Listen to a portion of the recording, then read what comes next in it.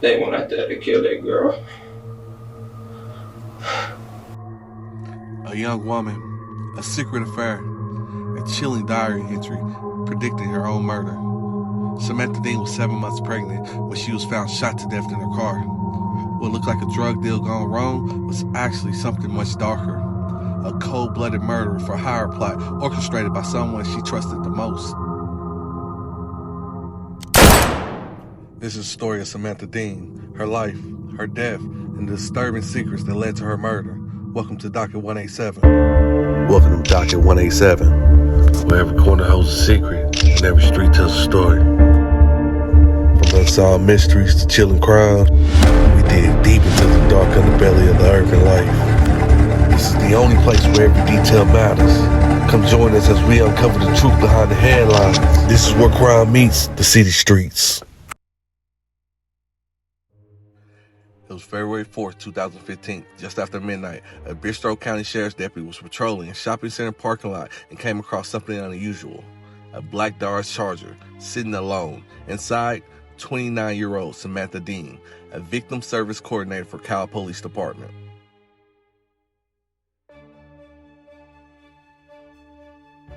She had been shot in the head, execution style.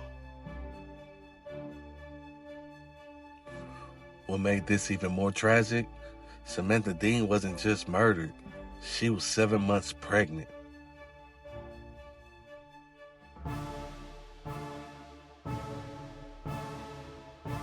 But investigators would soon realize this was no random act of violence. This was personal. As detectives dug deeper into Samantha's life, they uncovered a shocking revelation. She had been in a long-term relationship with Austin police officer VonTrey Clark. They had been seeing each other for 7 years, and there was one major problem. Clark had a long-term girlfriend. Mr. Clark, like I said, first and foremost, my condolences. I know you told me a little bit on the phone that, and we'll clarify exactly what relationship y'all had or didn't have, but regardless of the fact, you told me something critical on the phone, and that was that, you know, she was carrying your baby. So my condolences, but I'm very grateful you're here, so that way we can figure out, one, I get to know her a little bit more, know more about her life, and hopefully find out what happened to her. So with that said, tell me, how long have you known her? I've known Sam for 6 years, maybe 7 years. Clark had been living a double life, hiding Samantha and their unborn child from the woman he shared a home with. But Samantha, she wanted Clark to take responsibility. He insisted that she got the abortion. I guess when you started back with it, or when you started with APD, you said y'all kind of picked that back up. Did it cause, I know these are uncomfortable questions, did it cause any friction with your current relationship, or did you just keep that secret to yourself? I just kept it to myself. Yes. When did Samantha get pregnant, or when did she tell you she was pregnant? Sam told me she was pregnant Saturday morning. I want to say early August. Early August. I believe so. Are you in a relationship right now? Or you were in a relationship then in August as well? I'm sorry? In August, when she told you that you're in a relationship, what did that cause you any stressors, or? I haven't even said anything. On the night that Samantha was killed, VonTrey said he had made dinner for his family. They were finished by 8:30. And then at about 9 or so, 9:30, I left. I went to the school. We have a school right across the street. Mm-hmm. Actually, I live right across the street from Sam. I don't know if you know that, but we live fairly close together. Okay. So I left because in my current relationship, we're going through problems. So I left and just stayed out for a while, and I just chilled in my car, walked around for a little bit, then I ended up going to the police station. Think I have anything else? Can you think of anything else that you want to tell me that might help me, or the only thing? There's nothing. There's nothing that I know about Sam that I can think of that would help. Mm-hmm. But when I was talking to Stephanie earlier today, she mentioned some things about Sam called the police on someone I guess a neighbor or something. Stephanie Burgess. It's Sam's best friend. Months passed and the case seemed to stall until a major break came in June 2015. A tipster told police that Clark had been looking to hire a hitman. The price? $5,000 to get rid of Samantha and the baby. And that's when the names Kevin Watson and Freddie Lee Smith entered the picture. Authorities believe Watson and Smith carried out the murder, following Samantha to a remote parking lot where Clark lured her under false pretense. And how did Watson and Clark communicate about this daily plan? Not through calls, not through text, but through PlayStation messages, a method they thought was untraceable. But the walls were closing in.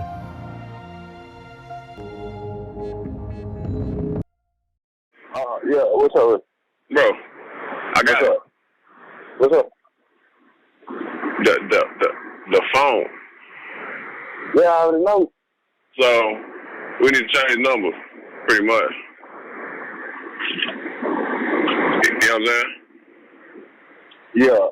Like anybody that called, which one number?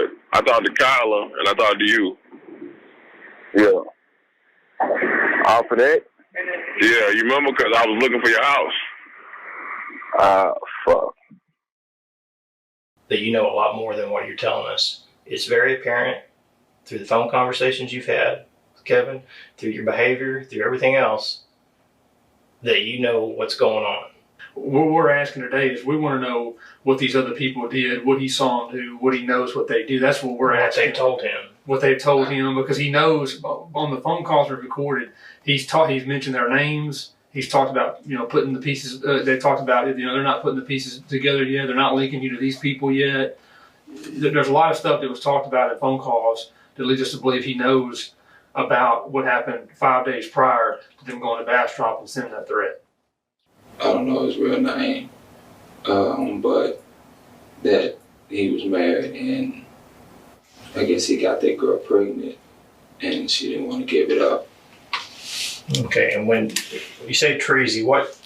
I know you don't know his real name. What do you know about Treasy? I don't know nothing about him. You don't know where he lives or what he does, or? I know he's a cop and lives in Austin. Okay, so if Treasy's a cop in Austin, it's a friend of Kevin's. Yeah. And he told me that they killed the girl. I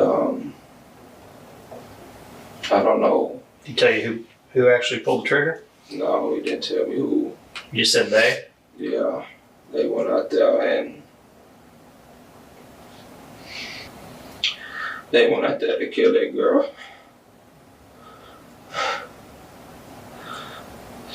And Tree was gonna pay him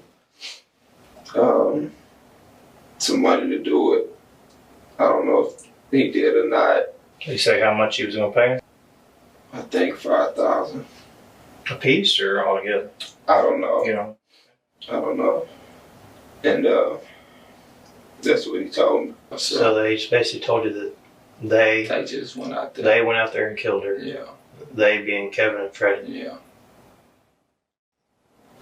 I would guess it would be planned out for a while. What would make you think that? I mean, I don't know how far along she was. Well, he told me she was close to giving birth. So, he told me that that Teresa was he didn't want the baby, and I didn't know how far along she was. But he told me he kept trying to tell her not to have it, and I guess she didn't want to listen or didn't want to get rid of it. He told me that the girl said she was gonna ruin his life and stuff like that, but I never knew how far along she was, so I never knew how far back, if he was planning or doing anything like that. As the case unraveled, Clark did the unthinkable. He fled the country. The department learned, actually earlier this week, the department learned that he had left the country. He is last known to have arrived in Jakarta, Indonesia, the city of Jakarta, Indonesia. It's a city of probably about 10 million people. It is a city in a country, or a city in a country that does not have an extradition treaty with the United States. I'm sure Mr. Clark will find this press conference. I have a message to you. If you have any dignity, if you have any semblance of humanity left in you, Mr. Clark, get back on that plane and come back here to Austin. If you're innocent, prove it. Come over here and face the music. He boarded a plane to Bali where he thought he could escape justice, but the FBI, they had other plans. 1 month later, he was captured and extradited back to the U.S. And as far as Kevin Watson, he was already behind bars on an unrelated jury charge. I'm looking forward to the day that the Dean family gets justice. And I can tell you that I hope that that justice comes quickly because what happened to that beautiful woman and her baby, there's no excuse for it. It's despicable. Our case on Kevin is made. I mean, you can ask me some questions if you like about that. I'll try to answer what I can. If you're doubting that.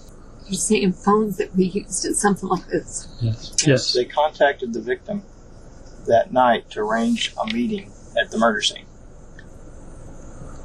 with very specifics about where to meet. And there's just no question in that. And we know he had the phone. There's still other information out there that could be valuable on this. This is just not that person. This is not that person. I don't believe, like I read. But if you're just some dumb person, don't know anything, you wouldn't be going to the extent to cover things up like you're doing. I mean, that's because people are coming after me who have cases. People are asking questions. People are asking questions about somebody I love. But the only thing we asked you in the interview was we asked you about 3 phones and if you knew VonTrey Clark, and you lied about all 4 of them. Well, it sounded like when y'all talked from the jail and he talked about this electrician job he did 3 months ago and told you to get rid of that stained hoodie and sweatpants. Mm-hmm. Sound like you knew exactly what he was talking about on that phone call. You got rid of it. Yeah, I said you'd already got rid of it. Don't worry about it. I did. I got rid of all his shit out of there. What'd you do with it? It's gone. Where? That's what I'm talking about, Kyle. You're not being completely honest with us. Former Austin police officer VonTrey Clark was taken into custody pursuant to an arrest warrant for the offense of capital murder at 12:03 a.m. on today's date. Samantha was part of our law enforcement family here in Central Texas. We thought we had to go to great lengths to do what we could do to bring back VonTrey Clark in the interest of justice. Samantha Dean, wonderful individual. This should not have happened. Would you be surprised? VonTrey still claimed his innocence. Tell us what you want us to know. I did not kill Samantha Dean, and that's where I'm at right now. That's what I'm charged with. That's what I'm facing. I remember the day. I wake up on a Saturday morning. I guess it was September. To a text from Sam, and it says something like, "I need to talk to you." Okay, tell me, what do you need to talk to me about? I'm afraid to tell you. Just tell me. She tells me she's pregnant. No, actually, you guessed she was pregnant, right? Was it me? Mm-hmm. I don't know. If you're saying it was. Yeah, I mean, we have the text. Okay, well, so I guess she was pregnant. I don't want to have a child with her. I don't want to have that type of relationship with her. So I told her I'll come talk to her. And at that point, she tells me that how she got pregnant. She took the condom and she turned it inside out, and she used the condom to get pregnant. That's what set this whole thing off. That's when I said, I'm going to hurt this girl. I ended up telling Kevin that I got this girl pregnant and I wasn't going to let her have this baby. And I was going to do something to her. At the time, I didn't know what, but I had planned to kill this girl. Yeah. He had talked to Freddie, and that Freddie was willing to do it. And Freddie is Freddie who? Smith. He tells me, Kevin told me about the girl, and he says that if you want to get it done, I'll kill the girl for you. And he said, you pay me 15 racks is what he said. And I'll get this to go away for you, or get her to go away for you. I'm not understanding this part at all about why would she park somewhere other than her house. It wasn't Sam that parked her car. He's saying Kevin's in the car. Kevin and Freddie in the car. That's what you just said earlier, right? Yeah. On the 3rd, is your personal phone is geolocating at Bastrop the day before. So what were you doing down there then? That's not possible. That's what the records show. A couple of days, your phone is showing to be down there, and then that's when the text comes in. I thought you had a place picked out. Is what Kevin's asking you. Phone. And it's your 1168 number phone. So at some point, you were down there in Bastrop. Rid of her. At some point, she posted a sonogram on Facebook. And I think that this was around the time that he goes crazy and, becomes starts really pressing about this issue. You got Freddie's number? I'm like, yeah. He's like, well, look, man, I really need to, get rid of this girl. You think Freddie be interested? I was like, I mean, I can give you his number. He might be. How did Trey convince her to leave that house with him, 7 months pregnant, at that time of night, and go out to Bastrop for... To buy a tablet? Yes, sir. I don't know.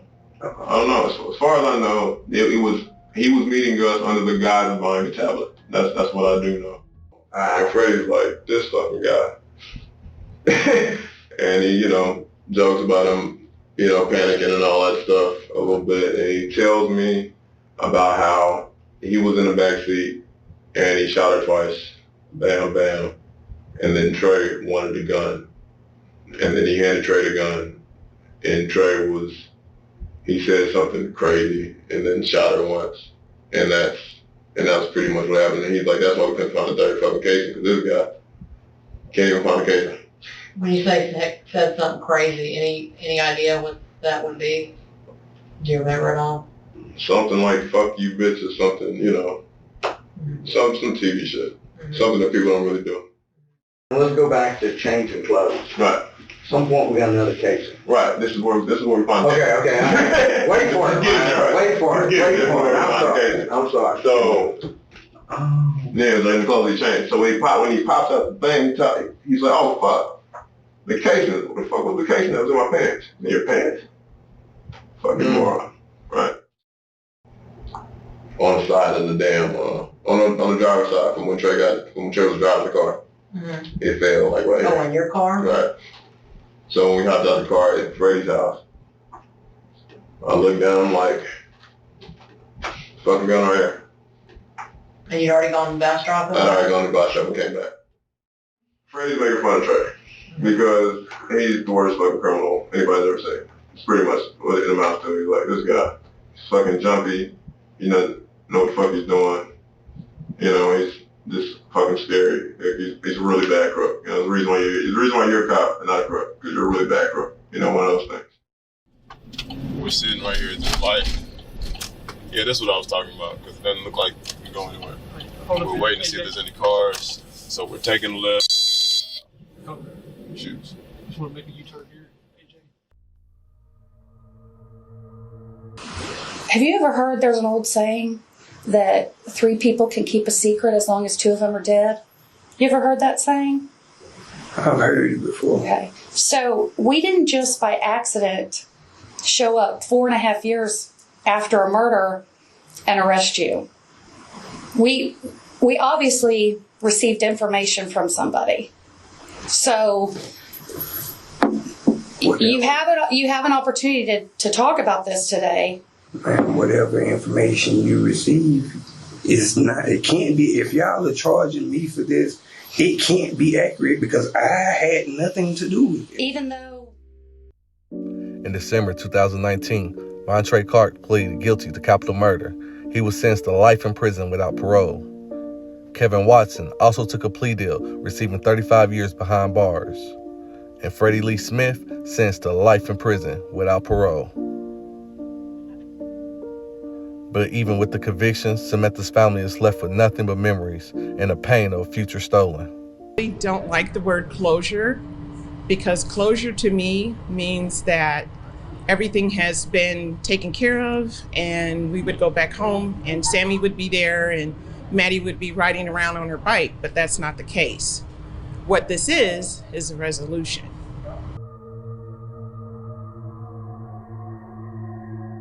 Wish I could have spent more time with her, but Samantha was an excellent person, and I think it's amazing that even after, she is strong because she beat cancer and she kept going and until now, but love her and miss her.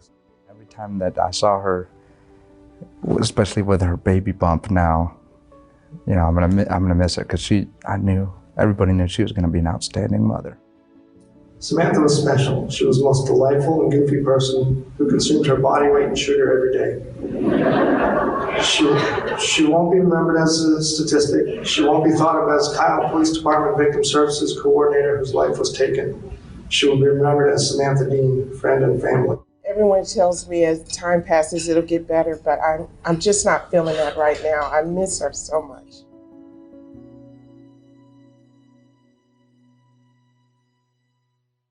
A woman who dedicated her life to helping crime victims became a victim herself.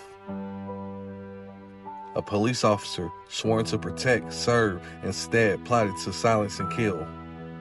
Samantha Dean should still be here today, and so should her baby girl. This has been another case on Docket 187. Subscribe for more cases where crime meets the city streets.